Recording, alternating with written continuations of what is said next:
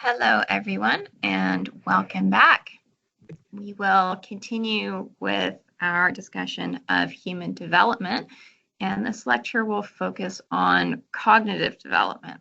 Remember, according to this textbook, cognition is any kind of thinking or mental activity or information processing that you do.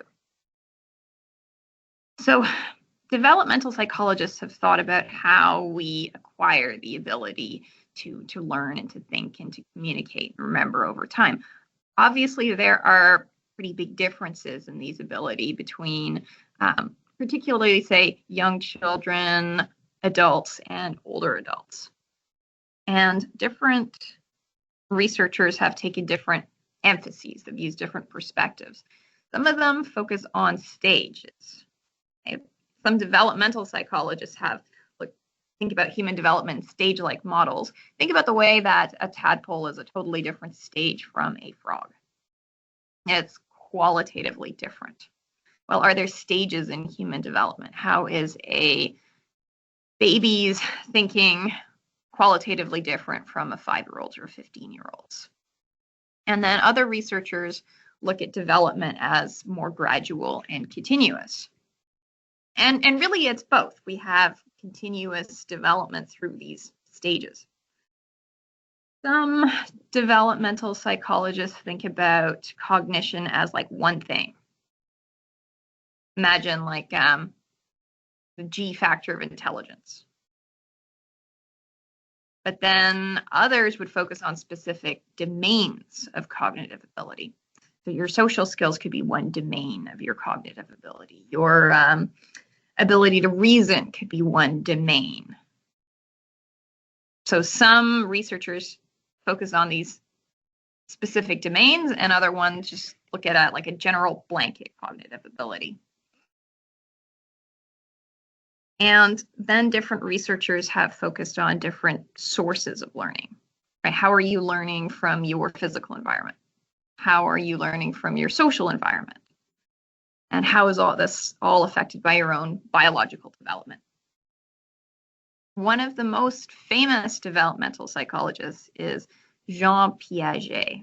He was a Swiss developmental psychologist, and he provided the first complete account of cognitive development. And it went from basically birth to adulthood, which starts at age 12.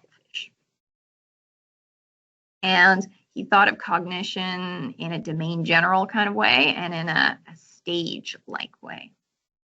And he thought the end point of this development, which you reach at about 12, is the ability to reason logically about abstract ideas in hypothetical terms. All the things you do when you think scientifically. Okay, he thinks that's the end point, and you can do it at about 12. Some books say 12. This one says 11. We understand the world through schemas. Think of a schema as a mental model. When I started teaching my other section of this class, which is in person, I didn't send an email to the student saying, when you come to class, it should be on time, and you should take a seat, and then you should be quiet in your seat, and you should open your notebook and start taking notes. I didn't say those things. I didn't say, you should expect that I will go up to the podium and put on a PowerPoint and start didactically lecturing at you. I just did it. It was like what I was expected to do. I did as I was expected. The students did as they were expected. And that's because we have a schema of what a classroom is like and how a classroom is run. And we were all playing our roles in the schema. And if I did something that was totally expected, like lecture from the podium, it's not going to surprise you in any way. That's not going to shatter your schema. That behavior that you observe of, let's say, me standing at the podium is just assimilated into your existing schema. And it doesn't disrupt anything. But if I did something really surprising, like let's say I stood on the table and started dancing, be like, what? And you have to accommodate your schema to understand that this was happening and maybe make room for it. Think, okay, well, psychology instructors do crazy experiments in front of their students. That would be accommodation. And so your schema would become more compatible with your experience. Or for maybe some of you, you have an existing schema of what a really terrible instructor is, and you just say, "Oh wow, that's a terrible teacher," and you just assimilate it into your existing schema. So children start with these simple schema about the world, and they might assume when they're really young that, say, all women are mommies because their mommy is a woman. And when they go to the playground and have play dates with other children and the child meets other women there, they're all other mommies. Therefore, all women are mommies.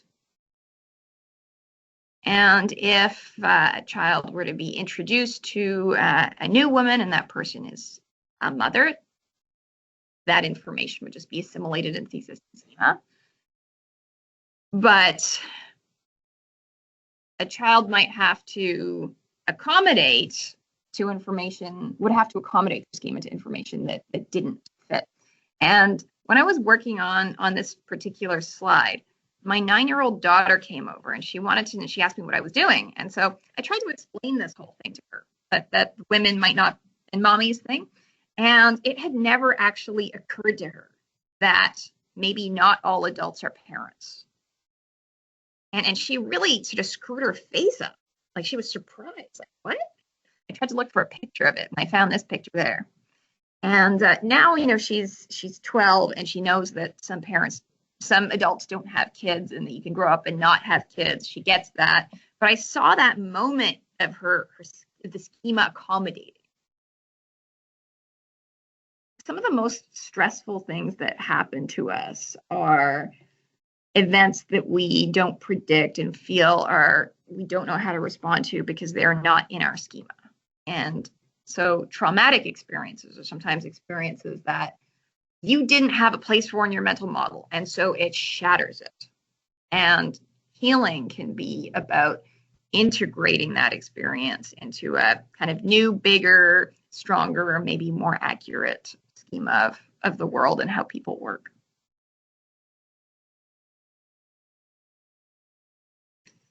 So Piaget divided cognitive development in children into 4 main stages. Okay, the sensor-motor stage.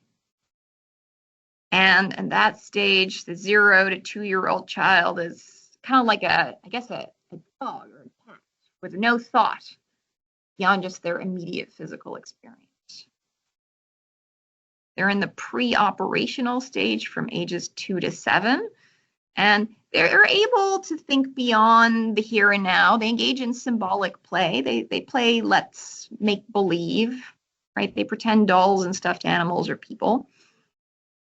But they still understand the world very much through their own eyes, and it can be quite difficult for them to perform mental operations on objects in their environment, and they wouldn't be able to even do it with abstract ideas, for instance.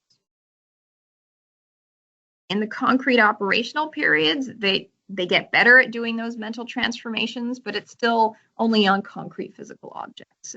But then at the end, by the formal operational stage, they're able to do mental operations on abstract ideas and concepts, and to even understand kind of systems of reasoning that are abstract.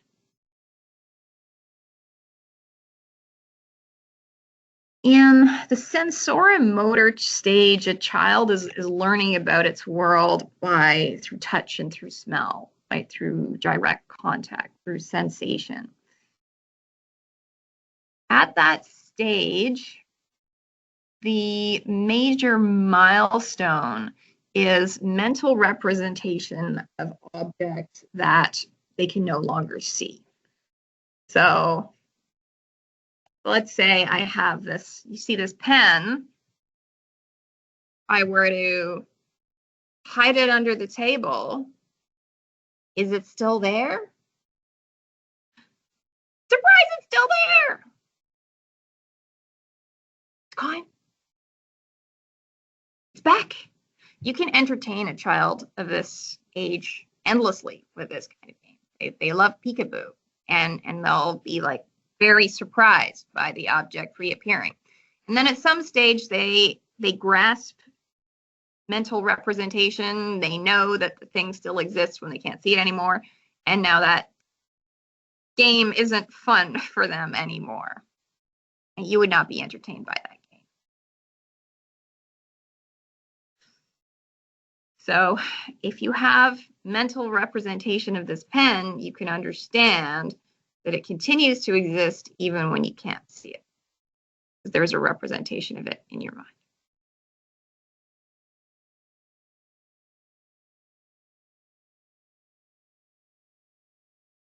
In the pre-operational stage, children can understand symbols. The number 3 is a symbol.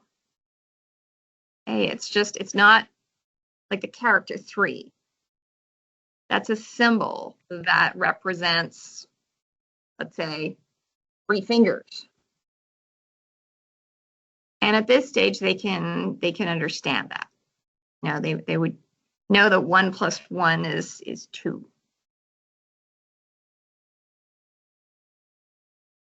But they tend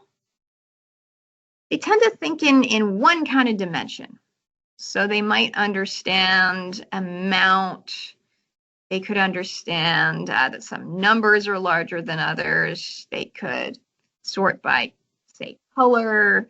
They could sort objects by size, but they might have a really hard time sorting objects by like color and size. That would be too much. Here's an example of a problem that they would struggle with. So here are 2 glasses with the same amount of water in them. And now I'm going to take one of the glasses and I'm going to pour the water into a sort of a tall, thin jar. And the question is, well, which glass has more water? Now, of course, you can understand both like height and width and length as all contributing to volume. But the pre-operational child wouldn't, and they would just be focused on one particular dimension. And the height of the water in the glass increased, so they would think that's more water because they're not taking width into account. I feel like I'm using the wrong term, but you know what I mean. If you see this line of pennies here, they could understand that these are the same amounts of pennies. But they might think that this top line here has more pennies in it because of the increase in the spacing. They have trouble keeping track of those 2 different pieces of information.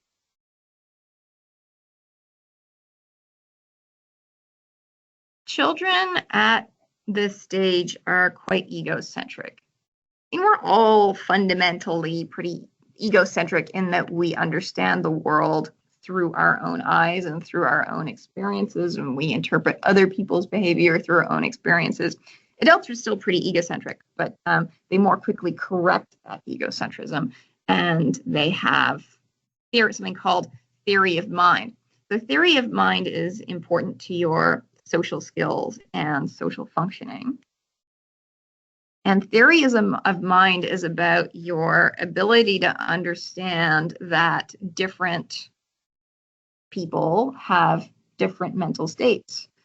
They know different things. They believe different things. Here's the egocentric child assumes that their mind is like others' minds. So if I can't see you, you can't see me. I'm hiding. Oh, can you still see me?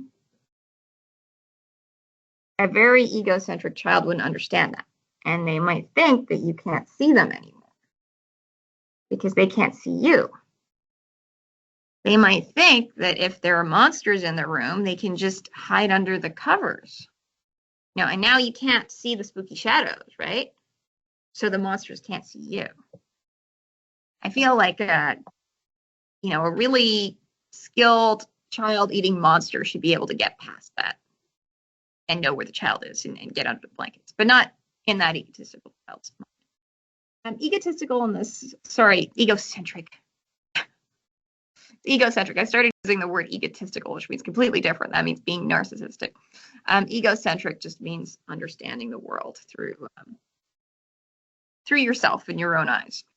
And a major milestone in this age is acquiring theory of mind and understanding that different people have different perspectives and ideas and make decisions based on different knowledge. Here's a test for that. And my question for you is, what is the child who has not yet achieved the milestone of theory of mind? You're still in that totally egocentric place. How will they answer the question, where will Sally look for her ball? So here's how it starts. We see that this is Sally and this is Anne. Sally's by the red cupboard and Anne's by the blue cupboard. Sally puts her ball in the red cupboard. And then she goes away. Sally is out of the scene. She's gone. Meanwhile, Anne moves the ball into the blue cupboard. Now, Sally comes back. And where is she going to look for her ball? Answer that from the perspective of the child who has not yet achieved the milestone of theory of mind. The totally egocentric child.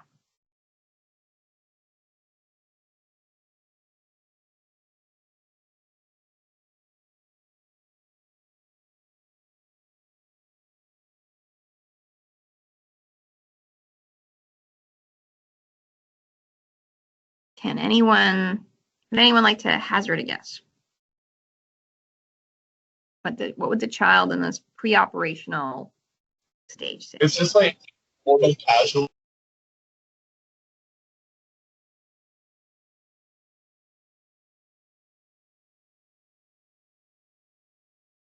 Yeah.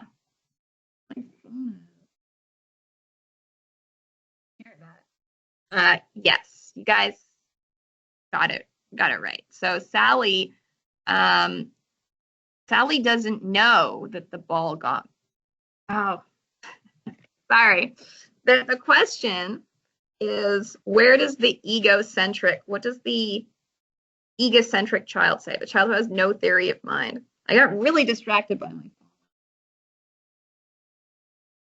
Ringer off. Sorry about that.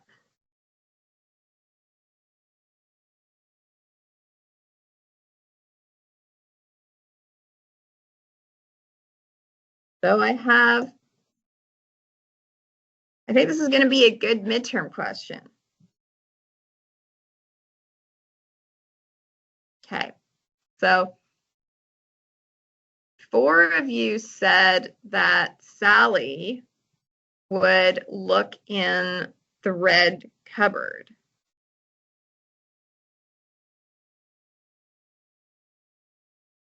And that is not what the egocentric child would say. I mean, that's true. So the egocentric child would think that Sally knows what they know, because the egocentric child projects their mind and their knowledge and their experience onto Sally. The egocentric child would think that Sally would look for the ball in the blue cupboard because the child knows that it's in the blue cupboard. You guys all demonstrated that you have theory of mind because you know where Sally would look for it. In order to give that answer, you had to achieve that milestone.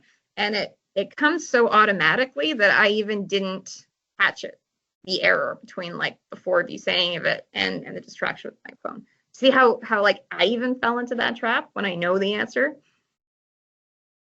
So the egocentric child who has not yet achieved the theory of mind would think that Sally knows what they know. And they had this private view of Anne moving the ball where it really is.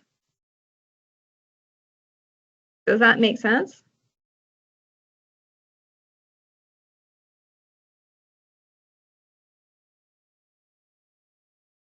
So Liam's right that the child wouldn't be able to understand that Sally doesn't know what the child knows. Okay, because the child knows that it's in the blue one and can't comprehend that Sally doesn't have that information. So what Liam said is right. But you see how easily we all fell into that trap of saying it's the red one because we have theory of mind. And you know what? We're projecting it onto the egocentric child. All right. Next stage, concrete operations. So children in this stage are increasingly able to perform operations on symbols, but there's still a kind of concrete basis to what they're doing. Right? So a child at this stage might be learning, 3 times 9 and is 27. They're working with symbols. But there's still a kind of a really concrete nature to that. You can still draw out 3 times 9 in images. We're not at the stage of really abstract reasoning yet. That comes at sort of 11 or 12. This is the last stage for Piaget. And so he's lumping everything between 11 or 12 and the end of the human lifespan as one stage. You can imagine there's probably a lot of cognitive development after age 12. But he's like, you made it. Hey, you can now understand hypothetical reasoning that's beyond here and now. Right? You can now think about abstract questions systematically. You can get existential and ponder the meaning of life. Right? This is the stage at which you can stare into the void and wonder if it's all worth it and get existential and emo. But children who couldn't understand these kind of abstract, philosophical, ethical arguments couldn't do that.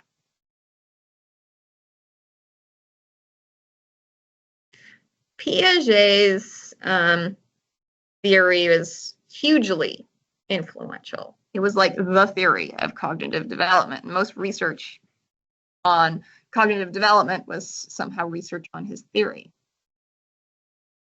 He did underestimate some things. He looked at learning as kind of passive when in fact children are quite actively engaged in their world. He didn't look at, sorry, I think I might have screwed up. Give me a second.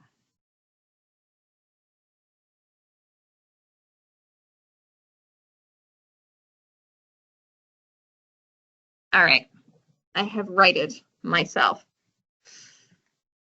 So it was a very influential theory. It's like the theory of cognitive development that most research has in the area has been done on. Much of it is an answer to Piaget. He saw children as qualitatively different in their from adults in their cognition. That's part of the stage part of the theory. And he looked at learning as an active process, and he thought about it as a general cognitive processes.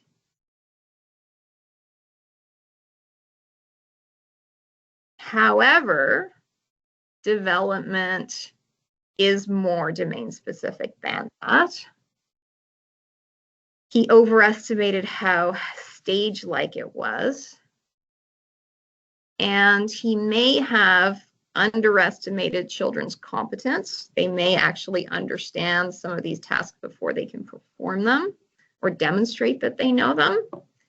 And he underestimated or didn't consider the social side of how children learn from their teachers. It's also been criticized that he focused very much on Western samples, particularly his own children, and that therefore the results may not generalize. Lev Vygotsky did look at that more social kind of side of cognitive development. He looked at the roles of parents and teachers in children's learning. He had the idea that there could be zones of proximal developments, times at which children could learn something. They're ready to learn. There is a time at which you couldn't teach a child multiplication tables, like when they're 2. But you know, when they're 7, they're ready for that. And he looked at how parents and teachers taught children, how they structured the environment for learning. And one of the major techniques is called scaffolding. And the idea of scaffolding is that you provide support while a learner is actively learning something. And then once they have mastered it, you can remove that support and let them do it and move it to the next level, perhaps. Think about training wheels on a bicycle. Right? First, you provide that support while they're learning, and once they've got their balance, you take the training wheels off.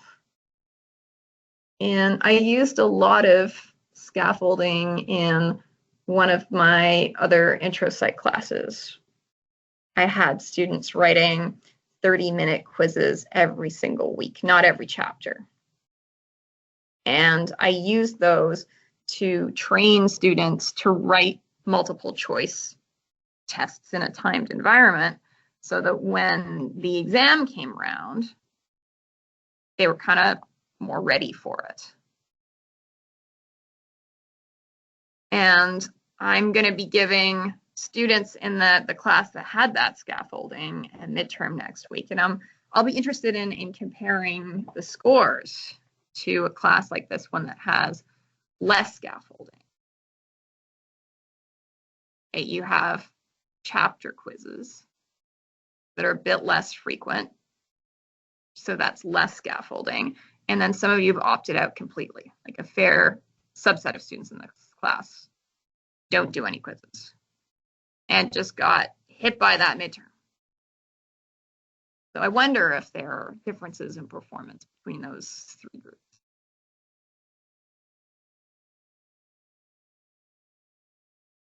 There are cognitive landmarks that we achieve through our development.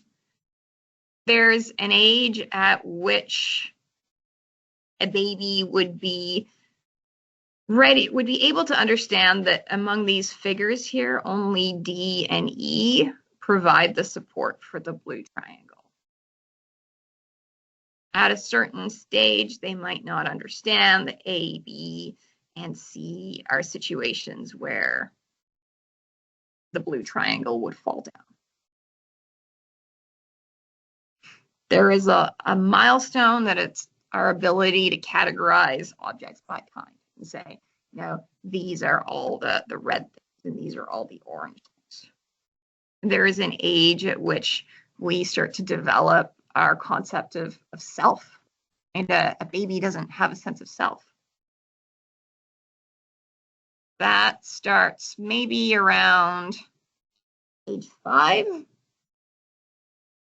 We start comparing ourselves to other people, getting more of a social identity. There is an age at which children would be able to distinguish themselves in a mirror, for instance. And that would obviously come earlier than age 5. There is an age at which we develop theories of mind. There's an age at which we become able to count and able to do different kinds of math. And yet we might hold on to certain naive beliefs. I have a question for you.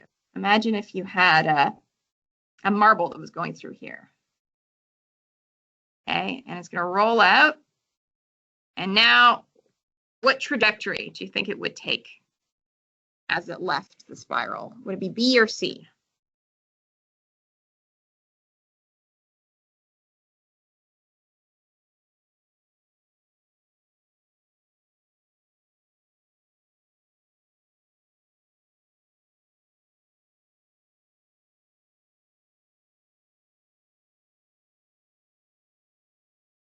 Apparently, a lot of people say C.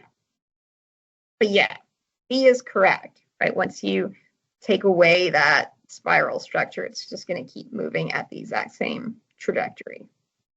Right? It'll just continue. That's like Newtonian physics.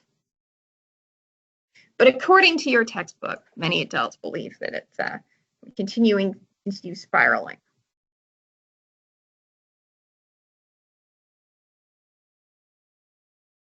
There are some interesting cognitive changes in adolescence.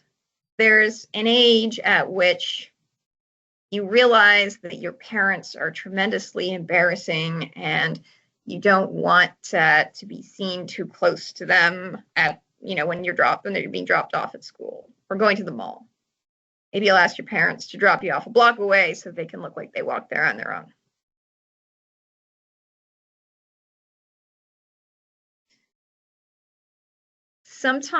So adolescents can develop this sense of an invisible audience that's judging them. Children don't have that. My daughter was always an enthusiastic nose picker, and she has not reached adolescence yet, and she does not seem to know that picking your nose is embarrassing.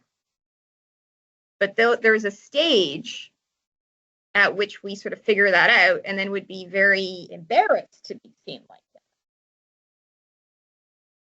But to have that sense of embarrassment, you have to know that other people are possibly watching you and possibly judging you. Teenagers tend to overestimate this. They can have a burning sense of being watched that is way more exaggerated than would be appropriate. And as you get older, you start to realize that, other people don't care that much about us, and they're probably thinking about themselves. Adolescents sometimes feel like whatever they're going through is so unique that only they have ever gone through something like that, right? Romeo and Juliet's love was a love like no other. And those feelings of being really unique and special are called the personal fable. Actually, lots of other people have gone through similar things.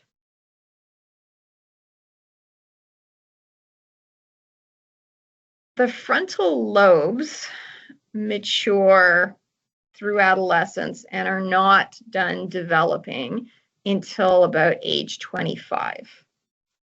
The frontal lobes are the part of the brain that is responsible for higher level thinking, for understanding consequences and making good judgments, for wise planning. Those aren't fully baked yet, And that might be one reason that we see more risk-taking in adolescence. That impulse control that is associated with the development of the frontal lobe is a little bit slower than the development of the desire for adventure and seeking sensation. And there's a period around, let's say, age 16, where the sensation seeking is very high and the impulse control is lower than it should be for that level of risk.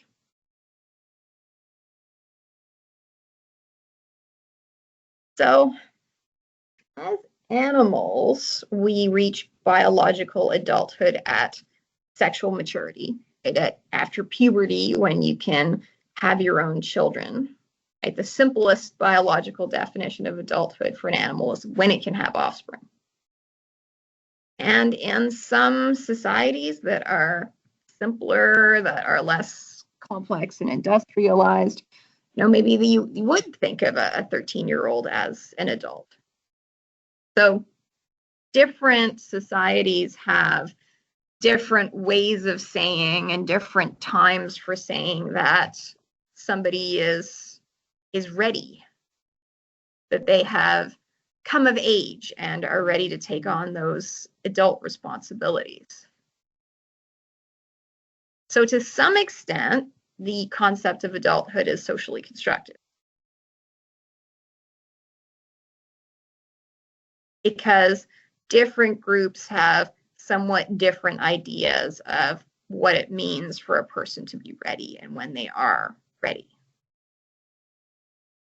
Have any of you undergone a coming of age ritual?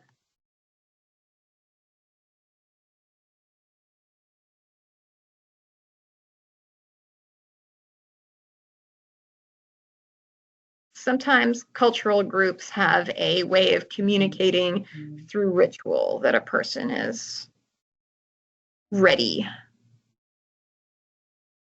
Grace says not me, but I bet you have. Some kind of ritual with costumes, with an audience, that suggests to people that you're now ready to go out into the world and take on responsibilities and do things, do adult things. Yeah. So as Liam and Amelia suggested, graduation. There's that special graduation music that's very kind of grandiose, that la la la la la la, that stuff. There's the robes, there's the hats, there's the ring, there's the pictures, there's the speeches, there's the valedictorian, and there's your family in the audience, and they're all so proud of you because now you've come of age.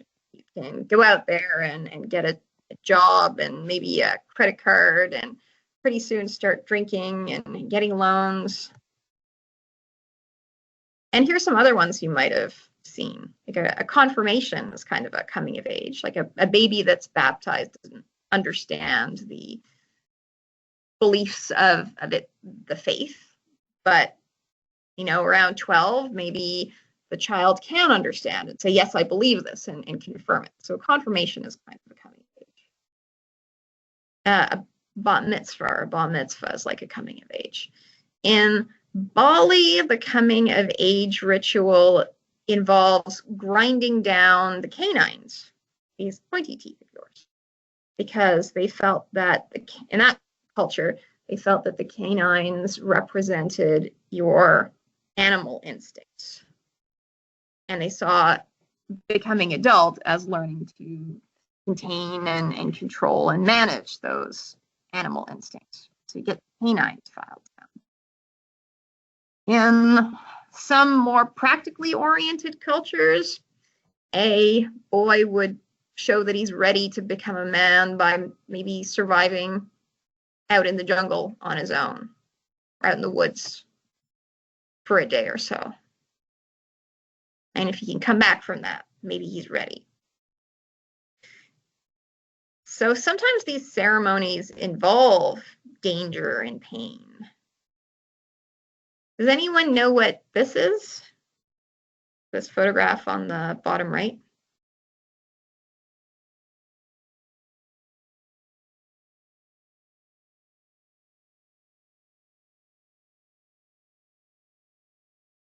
What's happening there?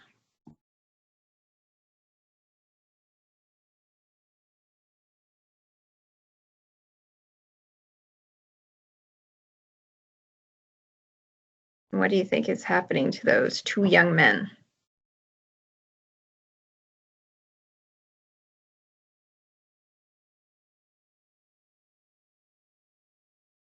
Nobody has any ideas?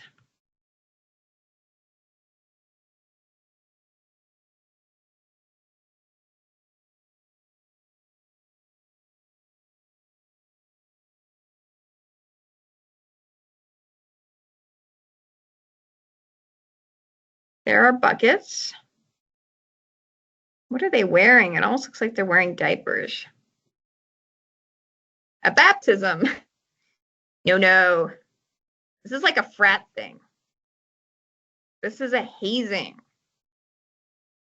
And hazing are activities that are humiliating and degrading, that are expected of somebody who is joining a group.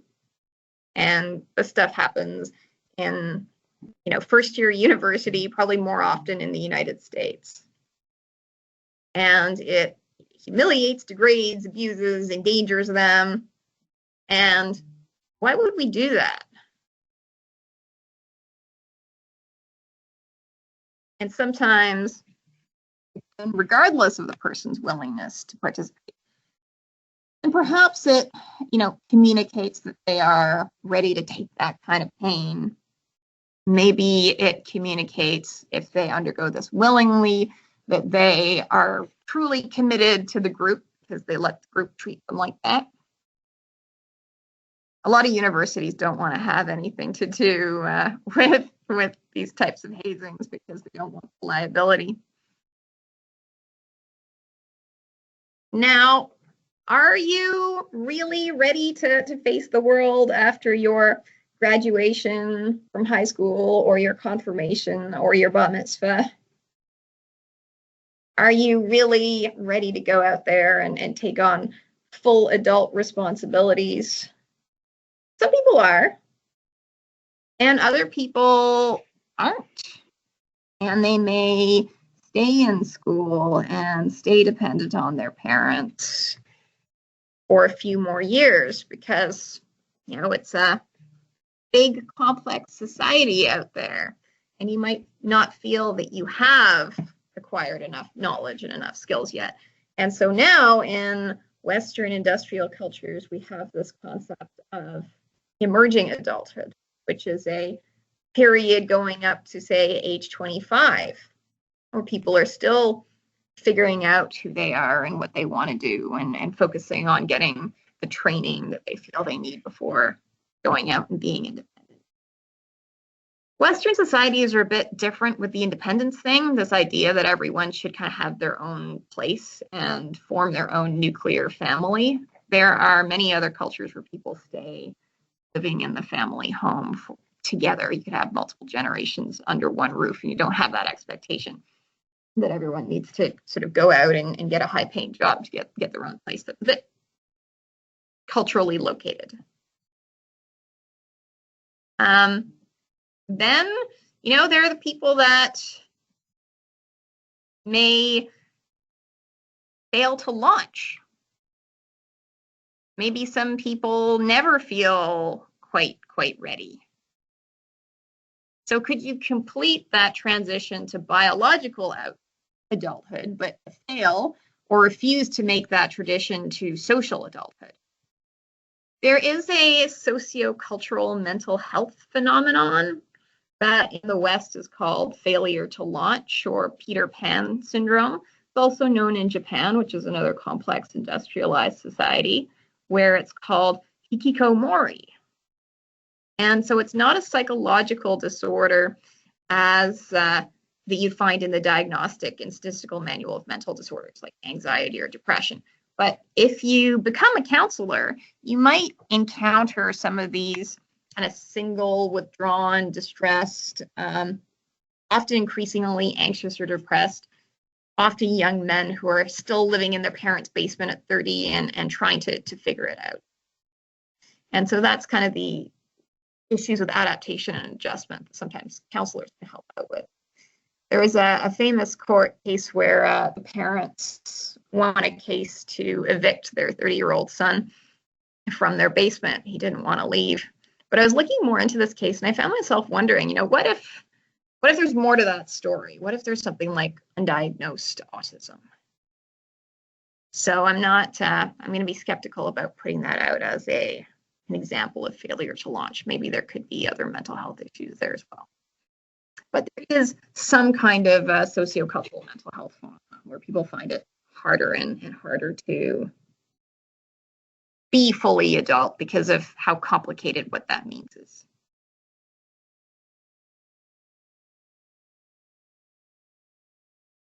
As we get older, our cognitive functions tend to decline.